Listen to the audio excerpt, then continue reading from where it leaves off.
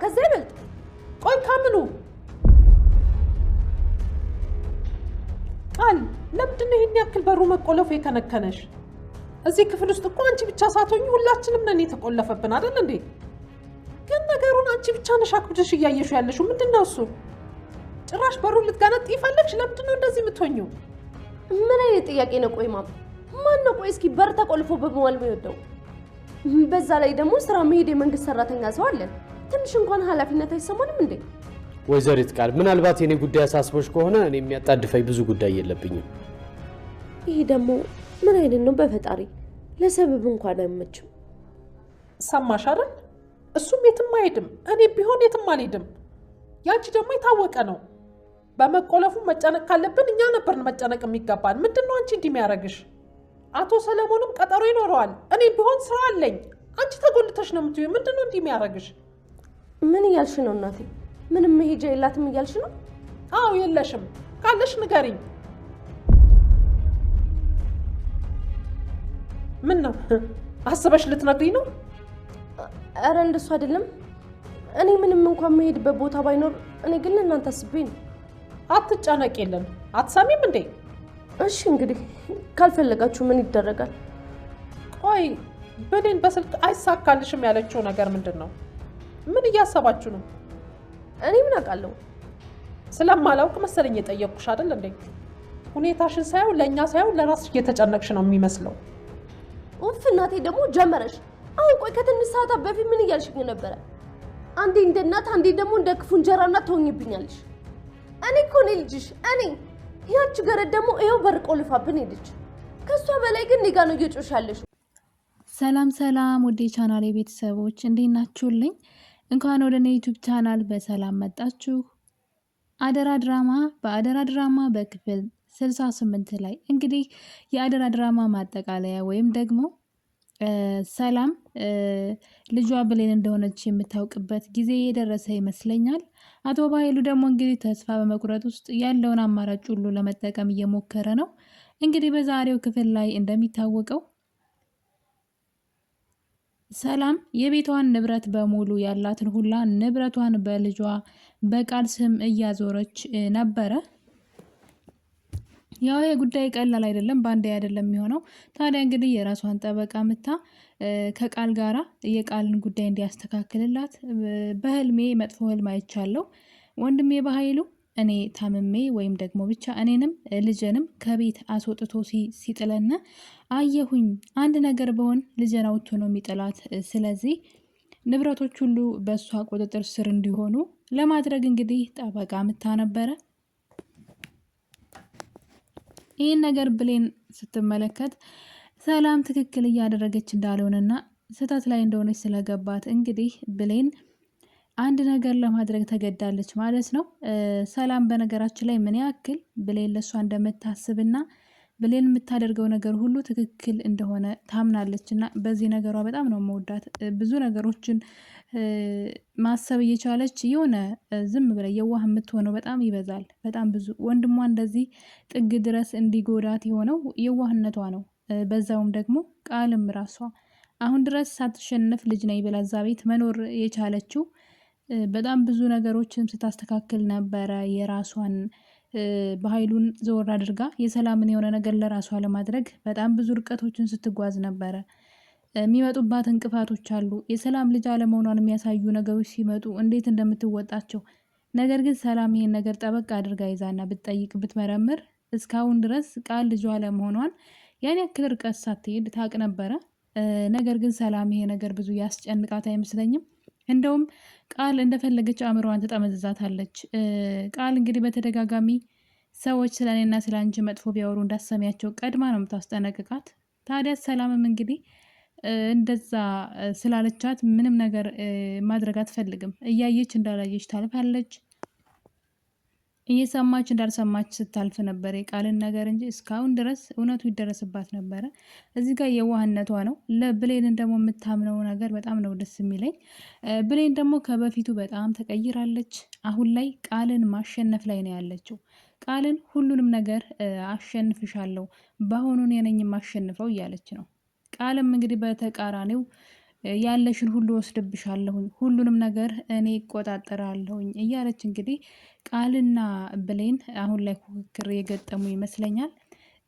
ብሌን ደግሞ በጣም ብዙ ሚስጥሮችን ስለምታውቅ ከዚህ በላይ እትዬ ላይ እንድትጫወች አልፈቅድልሽም። እያንዳንዱ የምታደርጊው ነገር የልጅ ባህሪ አይደለም። ምርመራው ቃል ሰላም ልጅ እንደሆነች ቢያሳይም ግን የቃል ተግባር ደግሞ ከልጅነት ሴትዋ እናትነቷን ሳይሆን ንብረቷን ምን ያክል እንደምትፈልግና የሰላምን ውድቀት እንደምትፈልግ ነበረ ስትመለከት የነበረው። ለዛም እንግዲህ በአሁኑ እኔ ነኝ ማሸነፍሽ፣ ቃል ታይኛለሽ፣ ምንም ነገር አይሳካልሽም ስትል እያየናት ነው። ታዲያ እንግዲህ ይህን ተከትሎ ነበረ ብሌን ድንገት ወደ ሳሎን ስትሄድ ሰላም ያመጣችው ጠበቃ የቃልን ልጅነት የሚያረጋግጡ መረጃዎችን እየሰበሰበ እና የቃልን ጉዳይ ይዞ እንግዲህ ንብረቱ ሁሉ በስሟ እንዲሆን በፍርድ ቤት ማለት ነው እሱንም ያስተካክል ጠበቃ ይዛ መታ እያወራች ነበረ ሰላም። ይህን ነገር እንግዲህ ብሌን ስታይ ለሰላም አንድ ሀሳብ አቅርባላት ነበረ። ነገሩ እንድታቆምና ትንሽ ጊዜ እንድሰጣት ነገሮች እንደምታስባቸው እንዳልሆኑና እንድትረጋጋ ነገሮች እንድታጣራ ብትጠይቃትም እሷ ግን ከዚህ በላይ ልጅን መጉዳት አልፈልግም፣ ልጅን እስከዛሬ ተጠራጠርኳት ይበቃኛል፣ በዛ ላይ አንድ ነገር ቢሆን ልጅ ትጎዳለች፣ መሆን ያለበት ይሄ ነው ብላ እንግዲህ ሰላም ንብረቷን ለልጇ ለማውረስ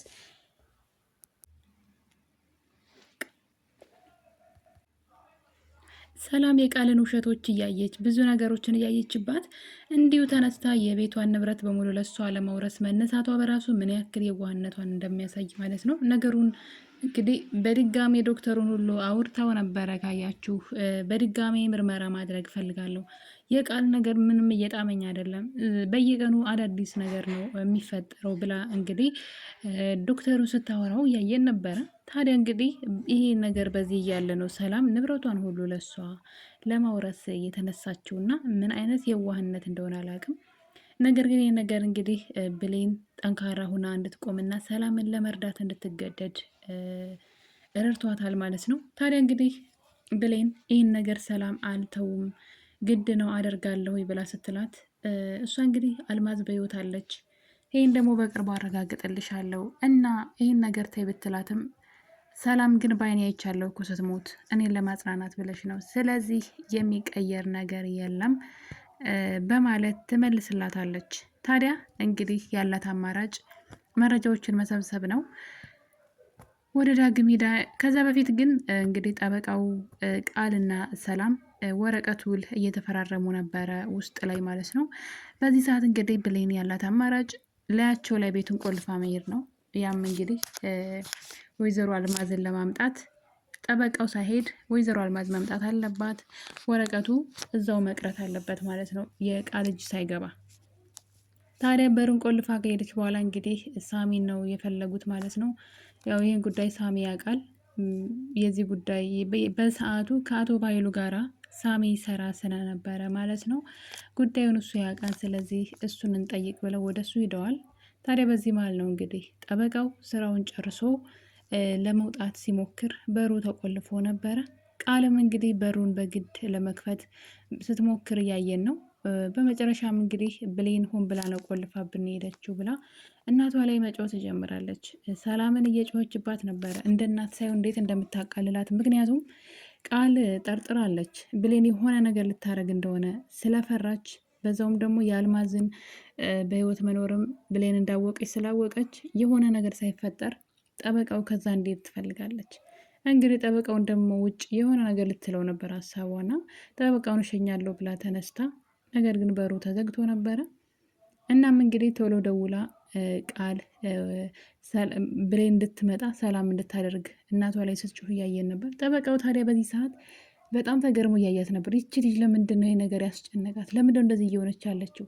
እዛ ውስጥ የተቆለፈባቸው እንግዲህ እሷ ብቻ አይደለችም፣ ሁሉም እነሱም አሉና እነሱ ትልልቅ ሰዎች ተቀምጠው የስራ ሰዎች ተቀምጠው እሷ ቤት የምትውለው ልጅ እንዴት በር ተቆለፈ ብላ በሩን ለመገንጠል ስትጥር ነበረና በዛ ላይ እንግዲህ ስልክ ብሌን ጋር ደውላ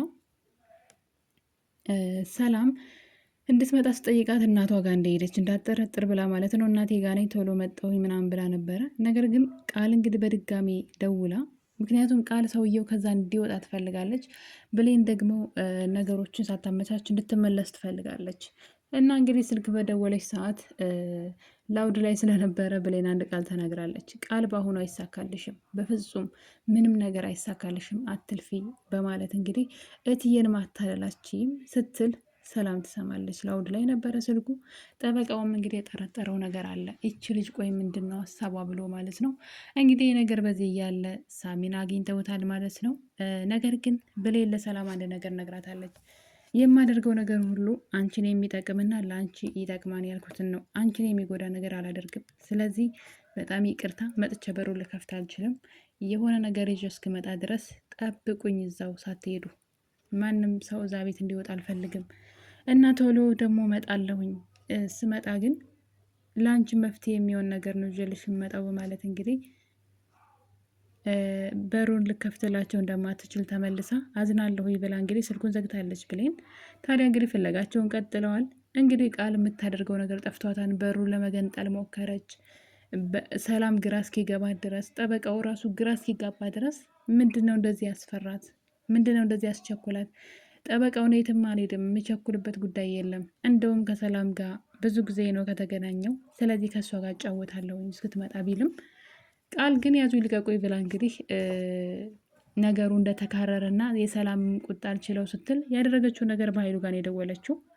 በኃይሉ ጋር ደውላ እንግዲህ በሩን ዘግታባቸው እንደሄደች ቤት ውስጥ፣ በነገራችን ላይ ቃል ቤት ውስጥ ጠበቃው በሩን ዘግታባቸው እንደሄደች ጠበቃው ውስጥ ይህን ንብረቱን እያዞረ እንደሆነ ቢያቅ ራሱ እሷን ነበረ ቀድሞ የሚገላት ማለት ነው። እና ወደ እሷ ስም እየዞረ እንደሆነ ንብረቱ ቢያቅ ኑሮ ቀድሞ ይገላት ነበር። ግን በኃይሉን ሸውደዋለች።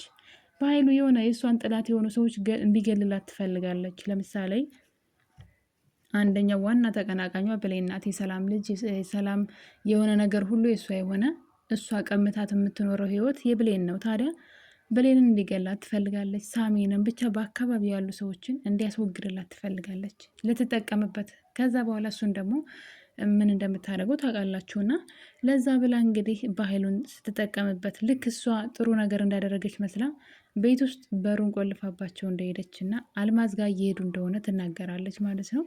እንግዲህ ይህን ነገር ስታወራ ሰላም ደርሳባታለች። ከባይሉ ጋር ተደብቃ ስታወራ ሰላምም እንግዲህ እኔ አንቺን ከባይሉ ለመጠበቅ እጥራለሁ፣ አንቺ ግን ከኔ ተደብቀሽ ከእሱ ጋር ታወሪያለች በሚል እንግዲህ ኃይለኛ ጸብ ውስጥ ገብተዋል ማለት ነው። ብሌን ሰላም በቃል በጣም ነው ያዘነችባት።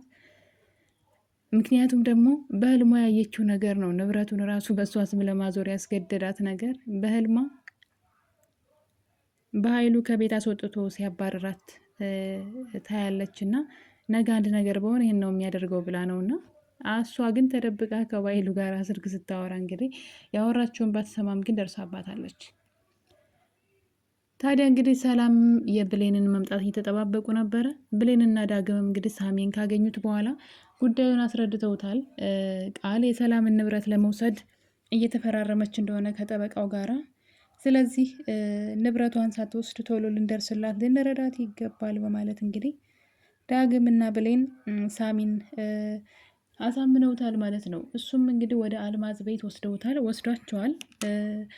የእህቷ ልጅ ስለሞተ ልቅሶ ላይ ናት ብሎ ወስዶ እንግዲህ ሰፈሯ ድረስ በዛ ያለችበት ድረስ ሄደዋል ማለት ነው። አልማዝ ተገኝታለች። እንግዲህ አልማዝ ብሌንና ዳግም ሲያገኟት ሩጣ ለማምለጥ ስትሞክር ከላይ እንግዲህ ሳሚ መጥቶ ዙሪያውን ከበው ይዘዋታል። ከዚህ በኋላ አታመልጥም። ነገር ግን ሌላ ነገር ተፈጥሯል። እንግዲህ እርግጠኛ ነኝ አቶ በኃይሉ አሁን ላይ በሁሉም ነገር ተስፋ ስለቆረጠ አንዳቸውን ሳይጎዳ የሚቀር አይመስለኝም። በተለይ ሳሚ እንግዲህ ብሌን እንደሚወዳት ታውቃላችሁ እና በኃይሉ ደግሞ በዚህ ሰዓት ማድረግ የሚፈልገው ብሌንን መግደል ይፈልጋል። እዚህ ቀደምም ቃል ለምንድን ነው ብሌንን ከዚህ በላይ የምንታገሳት ለምንድን ነው ማንገላት ብለው እንዲገላትም ነግረው ነበረ። እሷ የራሷን በጎን ስራ እየሰራች ማለት ነው። የራሷን ንብረቱን ለብቻዋ ለማድረግ ከባኃይሉ እያሸሸች በኃይሉ ወንጀል እንዲሰራ ትፈልጋለች። የሆነ ጥፋት እንዲያጠፋ እና ደግሞ የእሷን ተቀናቃኞችን ጥላቶች ናቸው የምትላቸውንም ከእሷ እንዲያርቅላት ትፈልጋለች እና በጣም ነው የማደንቃት ቃልን። በነገራችን ላይ ስራዋ ጥሩ ሆኖ ምናምን ሳይሆን ላመነችበት ነገር ምን ያክል ርቀት እንደምትጓዝ ምን ያክል ዋጋ እንደምትከፍል ምን ያክል ብልጥ እንደሆነች ነው እኔ ማያት ማለት ነው። እንግዲህ በኃይሉን ያንን የሚያክል ሰውዬ አውቃለሁ እያለ ብዙ ወንጀል የሚሰራ ሰውዬ እየተጫወተችበት ነው። የራሷን ለማስተካከል ብላ እሱን እንግዲህ ብሌን በኃይሉ ቢገላት እሷ በሰላም ነው የምትኖረው። ነገ ሰላምንም ደግሞ የሆነ ነገር እንድትደረግ ታደርግና እሷ ህይወቷን በሰላም የሰላምን ንብረት ይዛ ትኖራለች። አያችኋ በኃይሉም መጨረሻው እንደ ወንጀሉ እስር ቤት ይገባል ማለት ነው። እና ያን ትፈልጋለች እንግዲህ ታዲያ በኃይሉ እንግዲህ ወደ አልማዝ ቤት እየገሰገሰ ሄዶ ነበረ። ዳግምና ብሌን ወደ አልማዝ ቤት ሄደዋን የሚለውን ወሬ ሲሰማ እንግዲህ ግሪ አውጭኝ ወደ አልማዝ ሄዷል። እነሱም እንግዲህ እጅ ከፍንጅ አልማዝን ይዘዋታል። ወደ ሰላም ቤት ሄዳ ያለውን ነገር ሁሉ እንድትናገር ይዘዋት እየሄዱ እያለ በኃይሉ መጥቷል። እንግዲህ በኃይሉ ጋር ፊት ለፊት ተጋፍጠዋል። ነገር ግን በኃይሉ እንግዲህ ከጀርባው ከሸጎጠው ሽጉጥ አውጥቶ ወደ ብሌን ለመተኮስ ሲሞክር ሳሚ ብሌን ጋር ሄዶ ቆሟል። በእርግጠኝነት ሳሚ በሚቀጥለው ክፍል ላይ ሊጎዳ ይችላል። እንግዲህ እስከ ሞት ድረስ ለብሌን ማፍቀር ማለት ማግኘት ያን ያፈቀሩትን ሰው ማግኘት ብቻ ሳይሆን ላፈቀሩት ሰው መኖርም እንደሆነ የሚያሳይ ይመስለኛል። እንግዲህ ካያችሁ እዚህ ቀደም በባለፈው ክፍል ላይ ሳሚ ተስፋ አድርጎ ነበረ ብሌን እናገኛታለሁ ብሎ። ነገር ግን ብሌን ቀለበት አድርጋ ያያታል እና በጣም ነበር ልቦ የተሰበረው።